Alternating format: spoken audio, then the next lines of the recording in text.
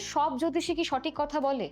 তুমি তো এমন এমন কোশ্চেন করছো, হুম, মানে একদম সবার মনের কথা। এটা জ্যোতিষশাস্ত্র একটি বিশাল সমুদ্রের মতো, সবার প্রথমে জানতে হবে। হুম। জ্যোতিষশাস্ত্র একটা বিশাল সমুদ্রের মতো। এটি সঠিকভাবে আয়ত্ত করতে বছরের পর বছর লেগে যায়।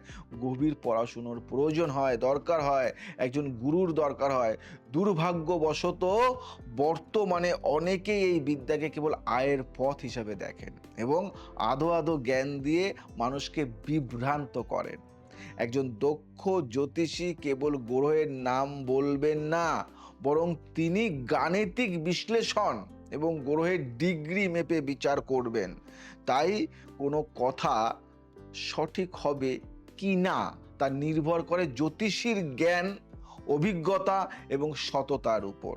ভুল ব্যাখ্যা বা অতি আত্মবিশ্বাসের কারণে অনেক সময় ভবিষ্যৎবাণী ভুল প্রমাণিত হয়।